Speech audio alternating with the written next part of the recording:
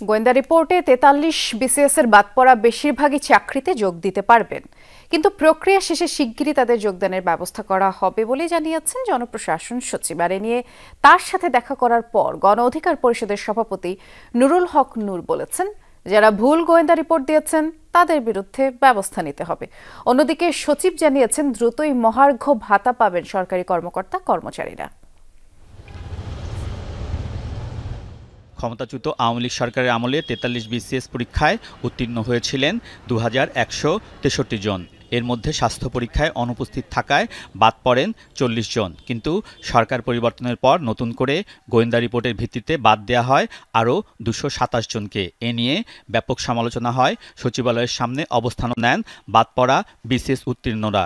এ বিষয়ে সচিবের সাথে সাক্ষাৎ শেষে কথা বলেন গণ অধিকার পরিষদের সভাপতি। অভিযোগ করেন, গোয়েন্দা রিপোর্ট ত্রুটিপূর্ণ, আন্দোলনে অংশ নেয়া অনেককেও বাদ দেওয়া হয়েছে। অযোগ্য লোককে দিয়ে ইনভেস্টিগেশন করা হয় একটা ভুল আসলে তথ্যের কারণে অনেক শিক্ষার্থী একটা হয়রানির মধ্যে আছে।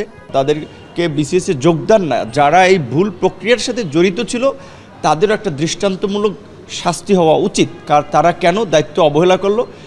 এর আগে বাদ পড়াদের রিপোর্ট নিয়ে গোয়েন্দা কর্মকর্তাদের সাথে মন্ত্রণালয়ে বৈঠক করেন জনপ্রশাসন সচিব। জানান, পুনর্বিবেচনার আবেদন করেছেন বাদ পড়ারা। তাদের অধিকাংশই যোগ দিতে পারবেন চাকরিতে।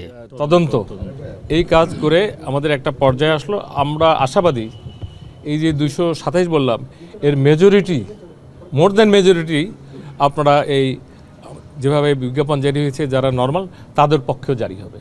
ফৌজদারি অপরাধ, রাষ্ট্রদ্রোহী অপরাধ, এমন কোনো ধরনের হিডেন অপরাধ সে করেছে যেটা সামনে আসছে, এরা ছাড়া বাকি আমি মনে করি এদের নিয়োগ প্রাপ্তিতে শুধু একটা প্রক্রিয়ার ব্যাপার, দে উইল গেট ইট। আগামী 15 জানুয়ারি চাকরিতে যোগ দেবেন ৪৩ বিসিএস এর সবশেষ গেজেটে উত্তীর্ণ ১,৮৯৬ জন।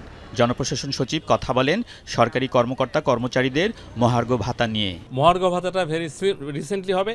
এবারে একটা যেটা ব্যতিক্রম হবে, আগে মহার্ঘ ভাতা পেনশনাররা পেতেন, এবার পেনশনাররাও মহার্ঘ ভাতা পাবে এবং একটা রিজনেবল পাবে।